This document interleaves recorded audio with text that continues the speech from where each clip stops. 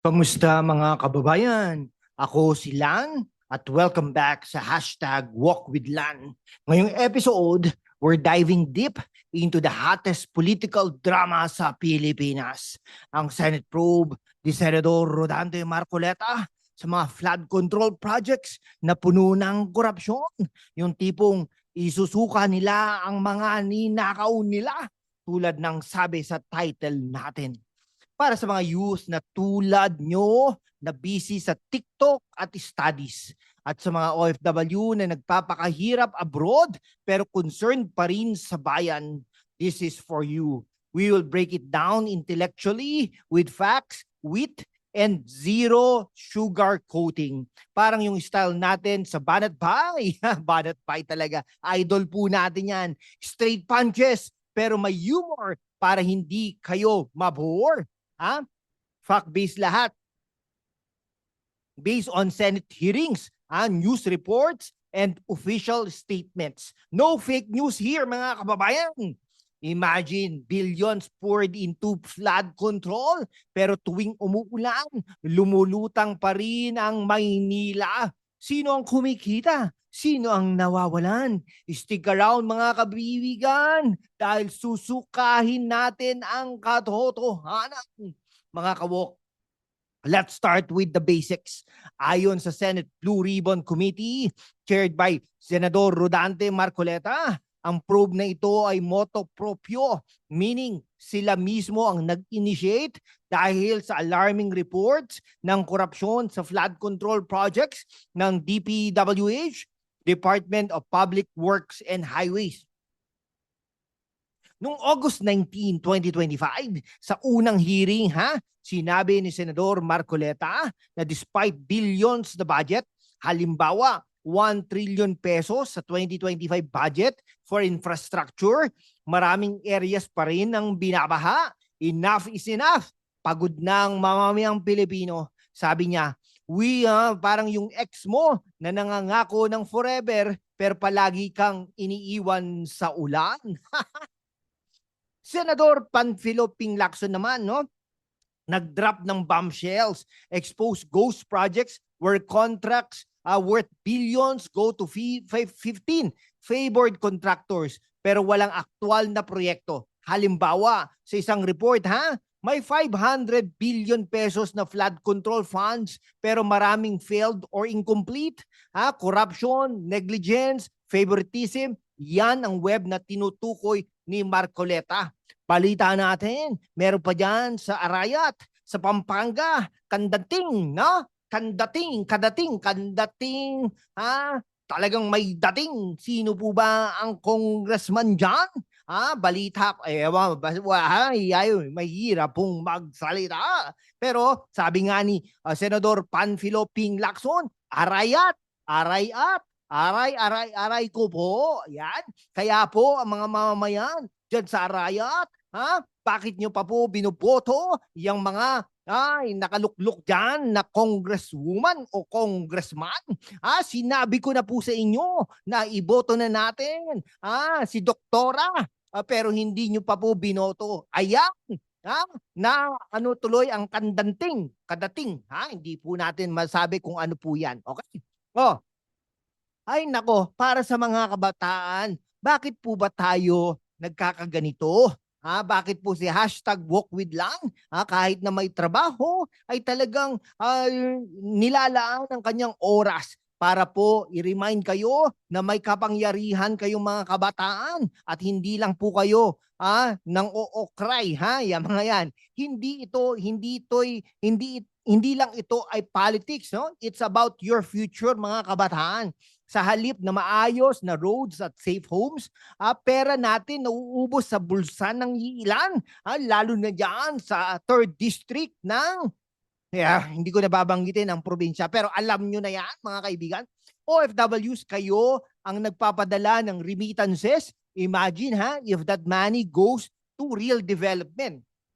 Grabe, kita nyo po ba ang mga flood control projects ng Japan, Singapore, China, US? Makikita nyo po ang tibay, no? Talagang sobrang tibay po ng mga kanilang flood control projects. Pero ito ha, oy, nako, wala pang bakal na pinalaman sa kanilang mga flood control projects.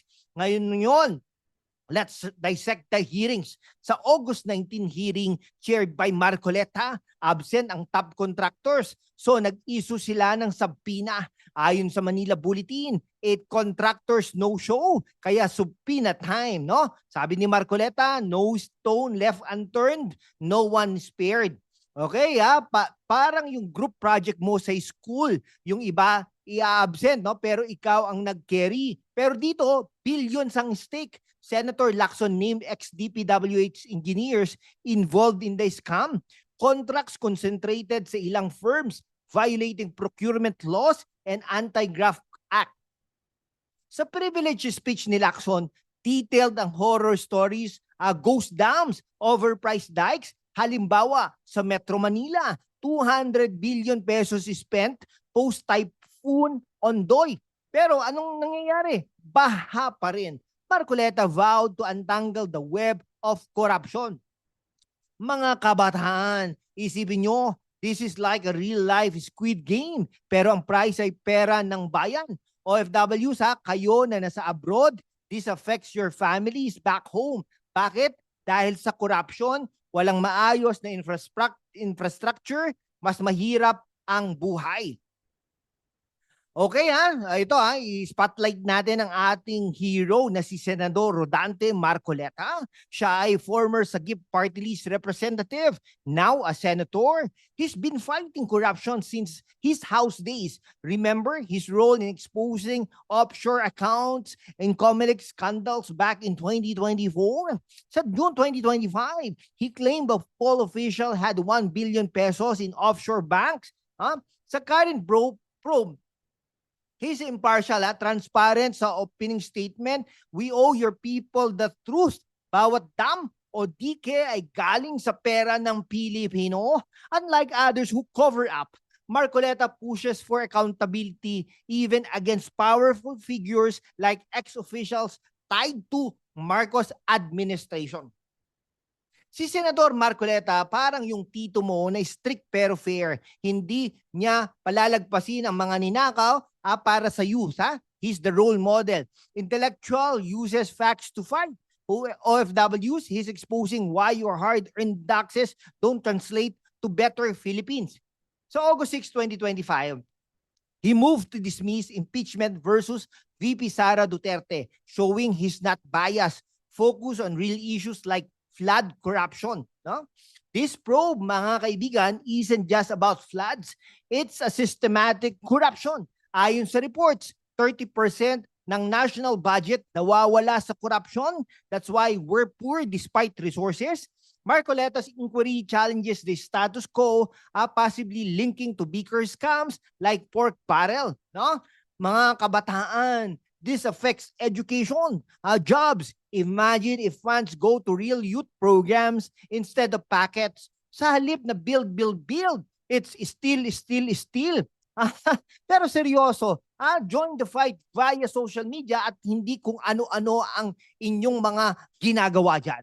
Mga kabataan, mga OFWs, kayo ang backbone ng economy. Pero corruption steals from your sacrifices. Marcoleta's push for truth means better governance. Based on Senate records, mga kaibigan, no interparliamentary courtesy here. Even congressman might be invited. Links to powerful families. Marcoleta's exposing patterns from past admins too. Sa susunod na hearings, mga kaibigan, more subpoenas, testimonies. Marcoleta promised thorough deliberation, witty prediction, parang teleserye. Next episode, the return of the stolen funds. This could lead to reforms like stricter procurement laws. Mga kawok, ano sa tingin ninyo? Will they isuka the ninakaw? Comment down below for retention. Mga kababayan, sa mundo kung saan ang kasinungalingan ay nangingibabaw, ang katotohanan ang unang sinisikil. Pero kasama kayo. Magpapatuloy tayo sa laban, walang takot, walang kinikilingan, at laging handa para sa bayan. Sumali na sa aking YouTube membership na sa hashtag Walk with Lan at tulungan natin ang channel na maabot ang 100,000 subscribers. Ang inyong suporta ang susi sa kalayaan natin para ipagpatuloy ang pagbabalita ng katotohanan. Salamat at kita-kits sa laban. Salamat sa panonood mga kababayan. Subscribe, like, share. Sa next episode, more on Philippine politics. Stay woke. At ito, lahat ng ito, ang sinasabi natin ay based on verifiable information at critical examination of the narratives of these politicians. Kaya mabuhay ang Pilipinas!